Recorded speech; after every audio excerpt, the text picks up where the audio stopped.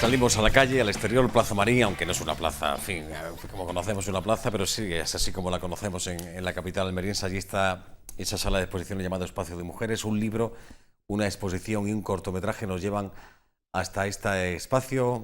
Mujeres de Fábula, Mar de los Ríos, la autora, pero también estará, imagino, Marina Hernández, que es la que ha dirigido el cortometraje, que protagoniza una bailarina llamada Leticia Valle, y una exposición de ilustraciones. Todo ello conlleva lo que nos cuenta Juan en los próximos minutos. Adelante, de nuevo contigo. Así es, efectivamente, como bien decía Joaquín, hasta el espacio de mujeres nos hemos venido.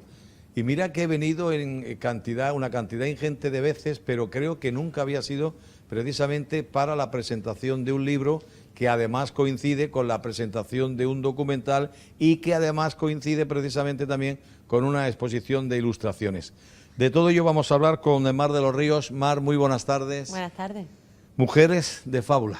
Mujeres de Fábula, todas esas que han influido en nuestra vida y que nos han hecho mejores mujeres, mejores personas y nos han hecho soñar, ¿no?, a través de esas novelas. No intentaremos desvelar mucho, pero la verdad que la historia que se cuenta aquí de esa chica, creo que del siglo XX, es una historia preciosa, ¿no? Sí, podría ser cualquiera de nosotras, una chica que alrededor de 20 años pues viene del pueblo a la ciudad en busca de un futuro mejor y viene con 3 noes colgados en la espalda que son: no quiero ser como mi madre, no soporto a mi padre y no me gusta el conejo, y una maleta vacía.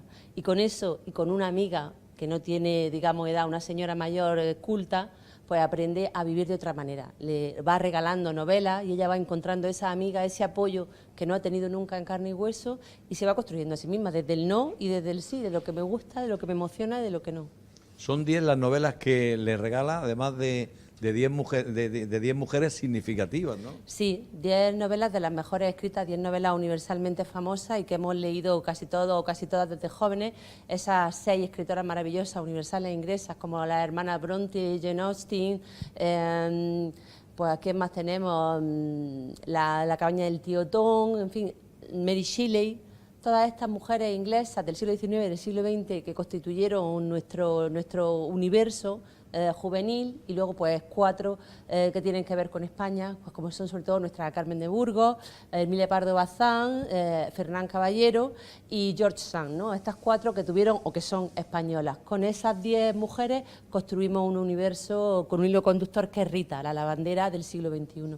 No sé si la conclusión que he sacado en base a lo que me estás contando es correcta o no, pero puedo deducir que quizá a veces la cultura nos puede servir para salir de momentos como le pasaba a esta chica de esta historia, realmente difíciles y delicados, ¿no?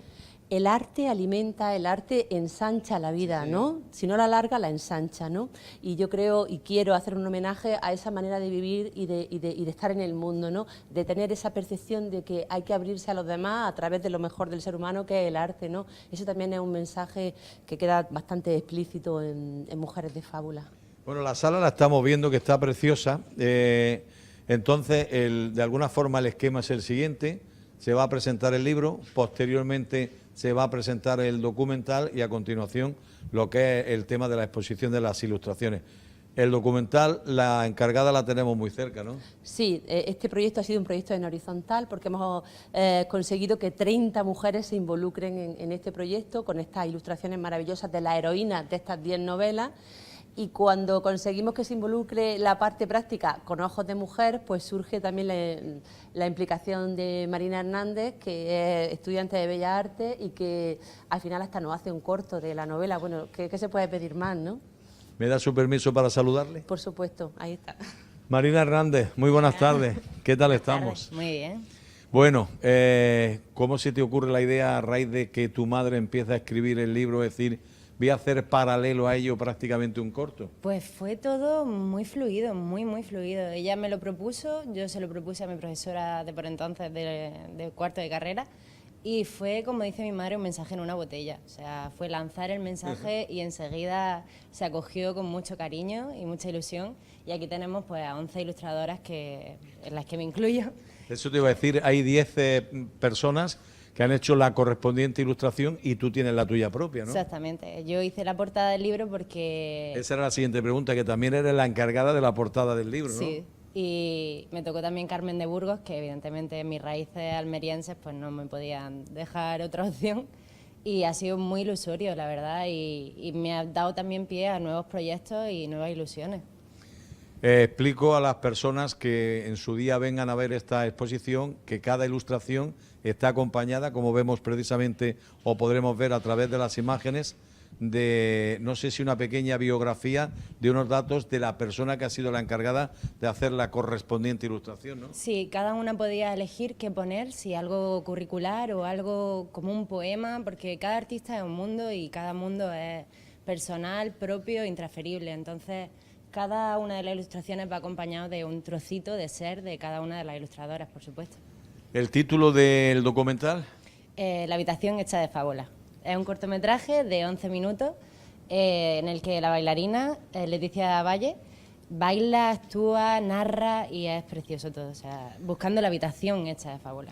María del Mar, dos cosillas para terminar. La primera, si la memoria que ya a veces me traiciona no lo hace en este momento, creo que todo esto lo presentasteis este verano en Carboneras, ¿no? Sí, Playa de Acaba, que es quien deposita la confianza en mí el año pasado, preguntándome qué tengo para ofrecer al mundo, pues ellos tienen su festival literario en Carboneras y bueno, todo vino al hilo para presentarlo en el Castillo de San Andrés de Carboneras y fue un buen comienzo para mostrarnos al mundo, sí. Y la siguiente, hoy, como decía, se inaugura oficialmente lo que es la exposición de las ilustraciones y creo que van a estar hasta el próximo día 17, ¿no? Así es, tiene un horario de mañana de 10:30 a 1:30 y por la tarde de 6 a 8 el corto queda en bucle, está esa hora los 11 minutos pasando y las ilustraciones con la voz de Leticia que es igual de maravillosa que verla bailar y es muy poético. Yo creo que merece la pena meterse en este universo de mujeres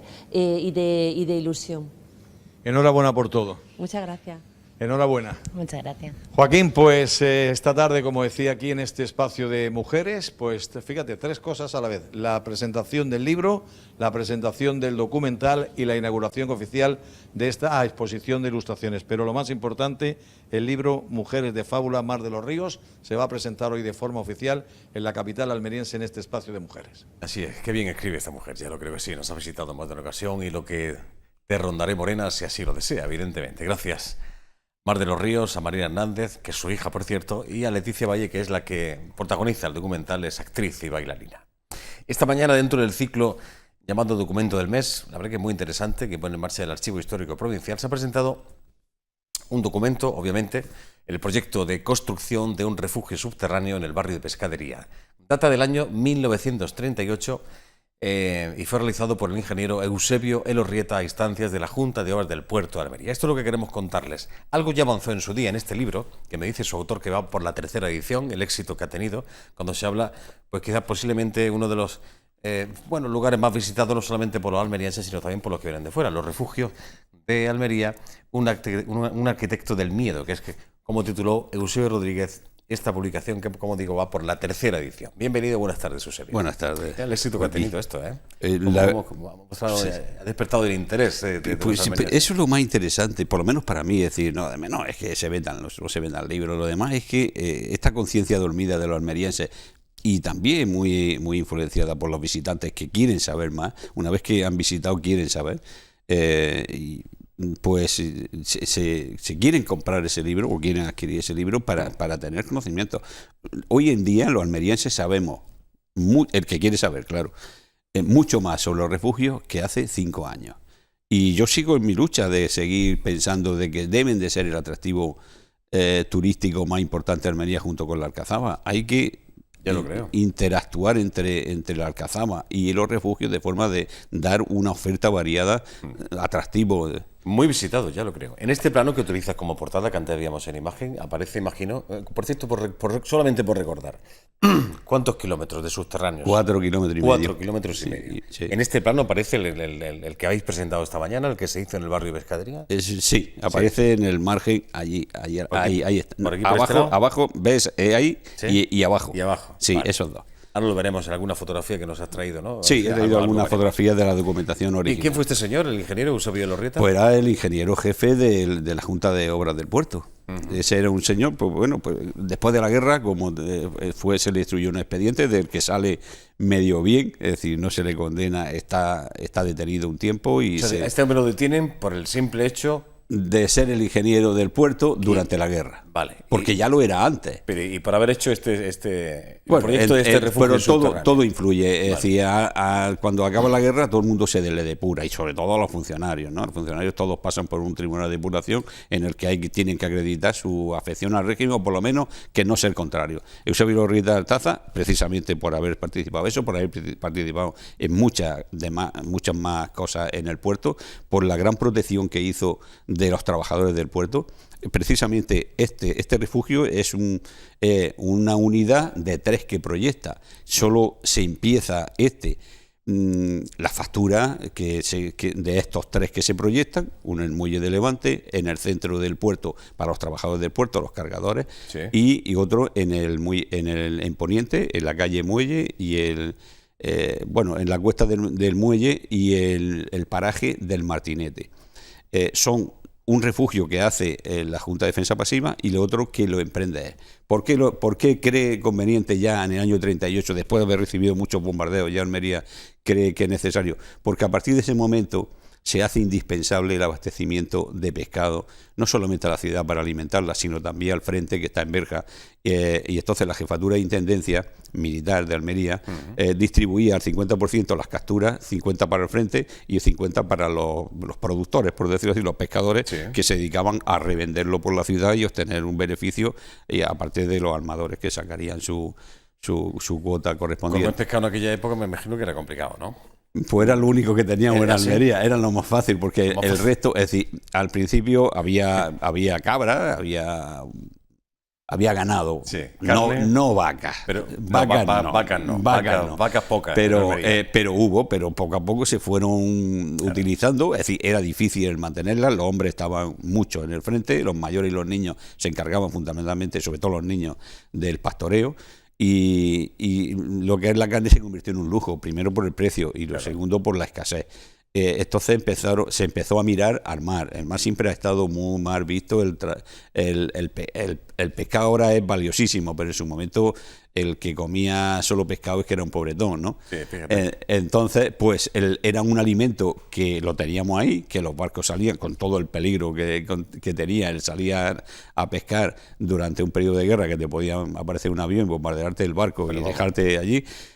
Pues Eusebio Elorrieta dice, hay que proteger a este personal porque es el medio de proteger el frente y proteger la protección. Claro. Entonces hace este refugio, ese que si es posible, vamos viendo nos pondrán, alguna imagen. es decir, en que vemos que utiliza, son fotografías de los documentos originales, es decir, no son fotos escaneadas, no tiene ni mucha nada. calidad, pero bueno, para que puedan ver Porque un yo poco. cuando lo hice, esta documentación, la hice pensando en la investigación, no la hice pensando en Para ilustrar, para exponerla, ¿no? A mí me sirvió. Pues, lo fundamental, la factura de hace Eusebio Elorrieta, la factura es mucha más calidad, es decir, él tiene unos medios que no tiene el Ayuntamiento de Almería, y entonces, ¿qué proyecta? Pues proyecta la construcción de la bóveda mediante ladrillo macizo, ladrillo que se producía en Almería, y no tenían que traerlo de fuera. La unión es con cemento, todo lo proyectó con cemento. Mientras los refugios llamamos municipales, pues la factura era con cal y arena y piedra de Me aquella estás forma. diciendo que este del puerto es mucho más resistente de los que se hicieron en el resto Se hizo con mucha más calidad. Más calidad. La obra, es decir, la factura, la obra es la factura era una factura importante. Se hicieron dovelas de piedra, es decir, piedra de las canteras que estaban ahí en el puerto. Es decir, la entrada era de mucha más calidad. Claro. ¿Dónde está concretamente la entrada a ese Pues mira, refugio? concretamente está, según los datos, porque no se han podido excavar, la entrada tenía que estar al principio de la calle Muelle, que está, pues hablando así coloquialmente en Almería, donde están los sobrinos, un poco más adelante, Vale. 25-30 metros. Vale. Por ahí debe de andar. La documentación en su día, cuando yo la consulté, tenía un problema cuando se empezó a construir esto, era que una de las calles, que se llama Cordonero, era una ramblilla por la que cuando llovía pues corría y tapaba la boca, con lo cual eso nos da una indicación casi precisa de dónde puede estar la entrada. ¿Qué ha pasado? Porque a partir de eso se taponó la boca y se construyeron la calle, la cuesta del puerto se ha hecho una calle de subida. Sí. Es decir, antes había un talud que después de la guerra se construyeron unas escaleras para poder acceder a la parte de arriba. Esas escaleras terminaron desapareciendo y construyéndose pues una calle de subida. Y bien, pues decía que también construyó, que Eusebio Elorrieta también proyectó 2 refugios más, una en el puerto para los trabajadores del puerto y otra en el muelle de Poniente. Esos 2 nunca, aunque están proyectados y están en el archivo provincial, nunca se empezaron. Nunca se ejecutó esa obra. Nunca se ejecutaron. Pero sí que estaba proyectado para esa protección que tú decías, eran las personas que traían el alimento. Claro, es decir, el puerto, el embarque de uva, era fundamental protegerlo, por eso se construye, además, el que se intenta construir, que no se llega, es en superficie. Ningún refugio se ha construido en superficie. Se pretendía excavar un poco, construir una bóveda y luego llenarla de tierra por encima, de forma de que estuviera prácticamente en superficie, porque estamos en el puerto. Piensa que si excavan mucho, podía morir ahogado. Claro, efectivamente, así. Entonces, y luego el de Levante es que se proyecta, pero es que no hay ni referencia siquiera de dónde se pensaba poner. Sí, pensamos que aproximadamente donde hoy estaría el barrio de la Almadravilla, por ahí, vale. Por ahí. De estos 4,5 kilómetros en este libro que publicaste hace poco, va por la 3ª edición, Los refugios de Almería, la arquitectura del miedo. ¿Cuántas bocas de entrada tienen estos 4,5 kilómetros? Si contamos solamente el refugio principal, que es el que ve longitudinal, es el que ve longitudinal, ahí tenemos 60 bocas. Pero en total, con todos estos refugios de barrio, son los que llamamos de barrio, habría cerca de 109, 110 bocas de entrada. Porque todos los refugios tenían 2 bocas de entrada, una de entrada y otra de salida, pero funcionaban en todos los sentidos, ¿no? Entonces, en realidad, habría sobre 110 entradas y salidas de boca. Claro. Menos en el del paseo, que tenían entradas, pero había otras de salida, porque es el más importante. En este libro cuentas, cabe recordar, ya que hablamos de Eusebio Elorrieta, ingeniero que proyectó este refugio en el barrio de Pescadería, en el puerto. En fin, aparece la figura del Angle, digamos, como el autor, ¿no?, de los refugios de la Guerra Civil, pero hay otros nombres propios, ya lo contamos en su día. Este puede ser uno de ellos, evidentemente. Claro, Eusebio Elorrieta y alguno más, ¿no? Porque tenemos y de los demás, los 2 ingenieros, Calella y Fornieles, también tenemos su autoría, porque tenemos no los planos de obra, pero sí lo que maneja la planimetría de los capataces de obra, en el que decía encargado de este tramo, Calella, encargado de Fornieles, encargado de este tramo, de este trozo de ese grande del paseo, Langle. Entonces, yo creo que hay una deformación, no es quitarle mérito a Langle, que lo tiene, pero realmente Langle no interviene en los refugios hasta que la Comisión de Defensa Pasiva obliga a que el arquitecto municipal esté incluido en la construcción, esté implicado en la construcción. De ingenieros de minas. Claro, por eso siempre decimos, el refugio de Almería, en comparación con el resto de los que he podido ver en España, no se parece. Nosotros en Almería, y digo nosotros, aunque nosotros ni tú ni yo estuvimos, bien, lo que se construyó fue una galería de minas, ya lo dijimos, es lo más parecido a una mina asturiana. Claro. Es decir, una galería de minas que luego finalmente se pretendía que cuando acabase la guerra sirviese de colector general de todo el paseo, de todas las viviendas del paseo, hecho que algunos después de la guerra se conectaron allí y tiraron su excremento durante bastante tiempo. Yo algunas veces pongo una foto que no está trucada, que es auténtica, de la galería de César Augusta, de las cloacas de César Augusta en Zaragoza, de la antigua ciudad romana.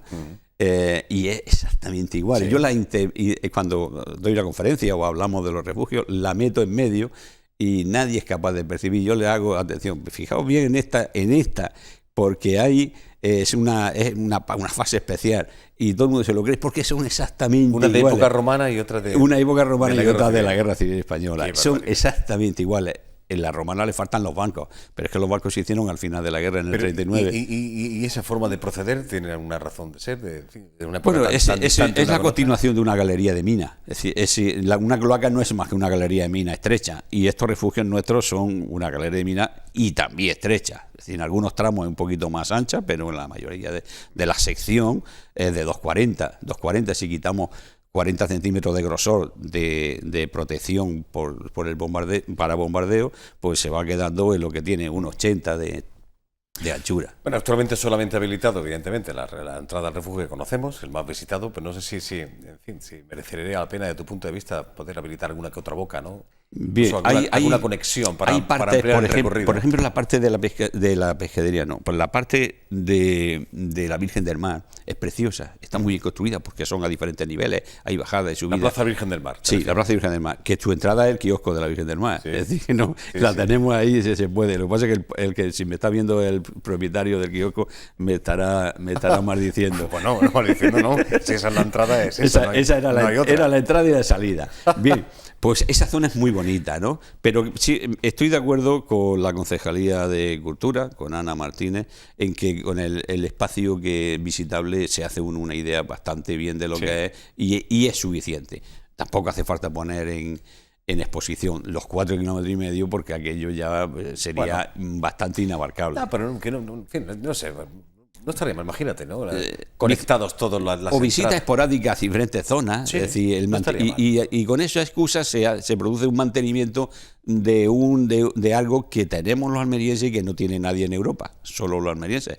En España, desde luego, tampoco lo tienen. Solamente, esto es algo único. Único, por los 4,5 kilómetros de longitud, porque son muy parecidos a los de Guadix, pero los de Guadix tienen 200 metros, no tienen más, y lo hicieron almerienses. Es decir, los de Guadix lo hicieron un técnico de minas que, bueno, una de las documentaciones que consulté, cuando en Almería estaban haciendo los refugios, se pide ayuda en Guadix porque allí hay sucesivos bombardeos, porque Almería mandaba la harina a moler a Guadix porque aquí no teníamos molino harinero y allí se bombardeaba la estación porque al lado estaba el molino harinero, se bombardeaba mucho. Bueno, pues quieren hacer un refugio y piden ayuda y se mandan 2 ingenieros técnicos de minas de Almería para construirlos, con lo cual los de Guadix que hoy son la entrada a un pub. Sí. Es increíble, pero lo que pasa en España, es decir, en la entrada a un pub, en una cafetería, una especie de cafetería pub, un semisuelo, quieren ampliar y pican y aparecen los refugios. Se ponen en conocimiento del ayuntamiento y después de un estudio que dura 2 años dicen, no nos interesa, ciérralo. Y entonces él la ha puesto, el dueño del pub, como nadie le dice si son suyos o no, la ha puesto como zona un poco así curiosa del pub. Ciérralo y ponme un gin tonic. Sí, pues ya está ahí. O algo parecido, ¿no? Sí, pues algo así, sí. Bueno, interesante documento. En fin, este ciclo, desde en cuando cada mes aparece. La verdad que interesante esto que hace el archivo histórico, ¿no? Sacar muy interesante. Estos documentos para y además ha calado mucho en la sociedad y en la prensa. Muy acertado.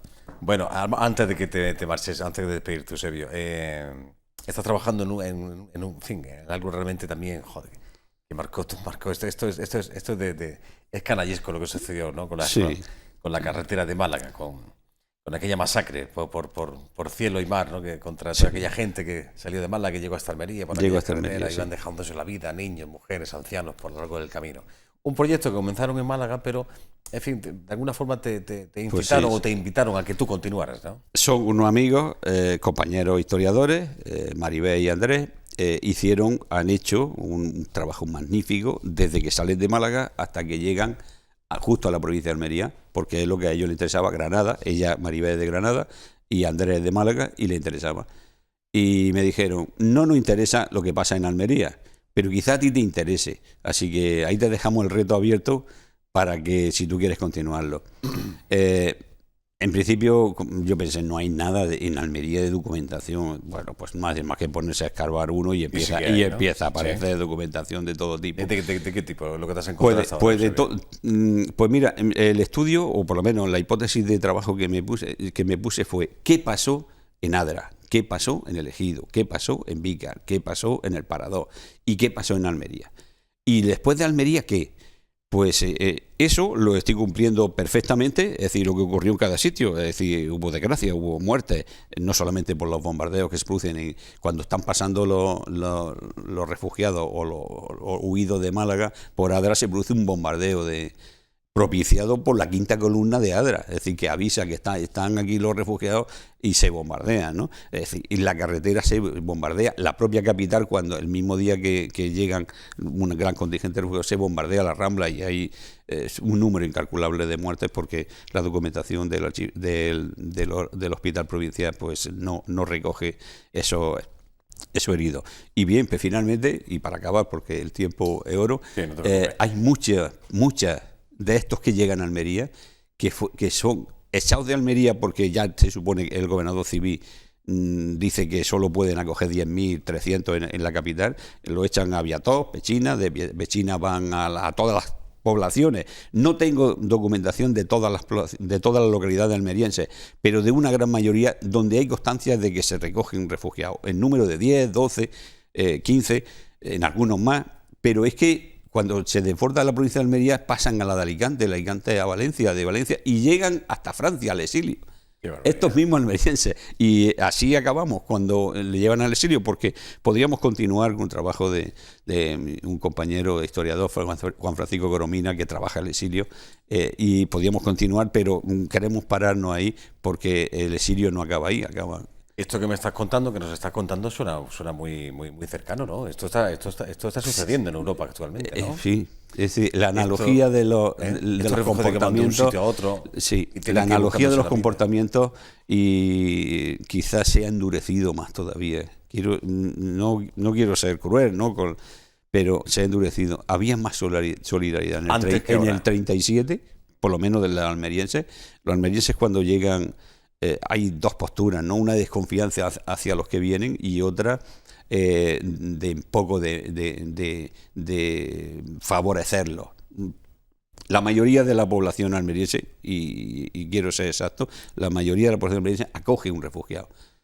El problema es que muchas veces había familias completas, claro. Y Almería, si llegan 150.000 a Almería tiene 40 y tantos mil, 50.000 habitantes, no cabían, había que llevarlos a las provincias, a la provincia, y se hace, ¿no? Se hace por todos los medios, desde barcos, en barcos se llevan a Alicante, en tren se llevan a cualquier nudo de comunicación de ferrocarril, etcétera. Pero era un continuo venir, porque no solamente estaba al frente de Málaga, Almería ya tenía refugiados venidos de Madrid, de Córdoba, de Sevilla, que estaban llegando a Almería, sobre todo de Madrid, que Madrid se evacúa completamente de personal no útil para la guerra. ¿Y dónde se mandan? Por un sitio lejano como era Almería. Se mandan muchos madrileños. Bueno, ¿para cuándo sale este trabajo? Pues que queremos sacarlo para febrero, que es cuando empieza la desbandada de Málaga. El 6 de febrero, 7 de febrero es cuando empiezan a salir y queremos hacerlo ahí. Estamos en ello, tenemos mucho trabajo todavía porque somos... Tanto Juan Francisco Coromina como yo somos muy exigentes con... ¿Cómo lo vives esto, Eusebio? ¿Con cuántas publicaciones este señor? En fin, lo conozco. Yo lo conozco por esto, ¿no? Porque lo he entrevistado muchas veces, no solamente en la televisión, también en radio. Pues yo soy un enamorado de Almería y claro, de su historia. Y por eso no solamente me apasiona, es que disfruto haciéndolo. Pero nos cuentas cosas, sacas algunas cosas que desconoce la gran mayoría, que es de lo que se trata, ¿no? Por eso empecé, por la gran oscuridad que existía en la historia de Almería, ¿no?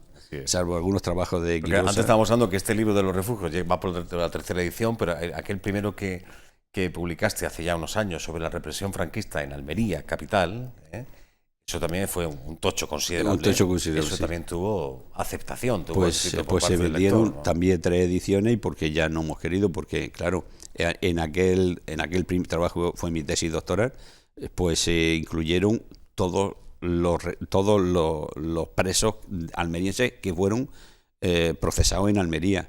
Pero es que en Granada también se procesa un montón, tanto como la mitad. Es decir, actualmente en mi base de datos, cuando hicimos el libro, eran 6.269.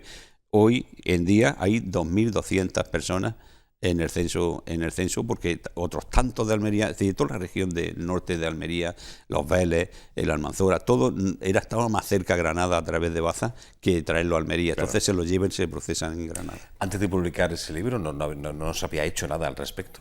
No, nada. No. De represión, no solamente aquí, no solamente en Almería no se había hecho nada, sino en casi toda España. Los archivos militares que eran fundamentales para poder hacer esa investigación estaban cerrados todavía. Inclusive, pues yo tuve la gran suerte de ser de los primeros que tuvieron acceso a esos archivos. Bueno. Doctor en Historia Contemporánea, experto en la Guerra Civil y en la represión franquista. Lo ha demostrado a lo largo de estos años con diferentes publicaciones. El mes de febrero, una nueva que tiene que ver con la carretera de Málaga. ¿Qué pasó cuando llegaron aquí todas aquellas personas que a ver que fueron auténticas? Aquello, por decirlo claramente, hubo muy mala leche en aquello. En serio. Porque, En Almería. Quiero decir, ametrallar desde el aire, desde el mar, a aquellas personas que andaban por una carreterilla. Pero, además, he tenido acceso a una documentación que me pasó Maribel Brené, una compañera historiadora de Granada, en la que eso de ametrallar la montaña no era algo que surgió.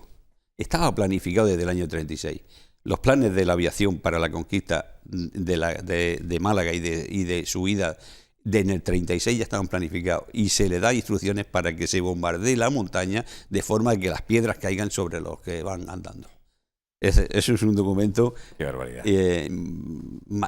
terrorífico, pero para los historiadores es magistral, ¿no? El tenerlo. Eusebio, muchas gracias como siempre. Joaquín, a ti por invitarme. Gracias. De otro libro hablamos, no tiene nada que ver con esto, pero sí tiene su interés. Una década de veladas andalusíes en Santa Fe de Mondújar es el título de un libro que presenta en un ratito Manuel Peresola en la sede que tienen la Asociación Amigos del Alcázar. Vamos a la calle de la Almedina. Juan Domínguez, la última excursión. Cuéntanos, adelante.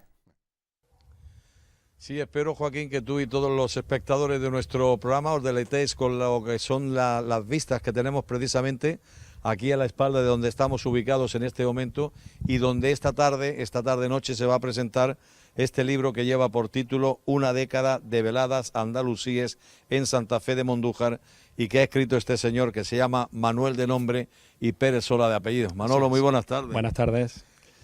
Bueno, para las personas que no sepan el intríngulis de este libro, una historia preciosa, porque es algo que venís haciendo, aunque decís que una década, pero ya lo habéis hecho este año la 11 años. Y en definitiva lo que contáis es las historias de estas representaciones que hacéis en Santa Fe de Mondújar, ¿no? Pues sí, así es.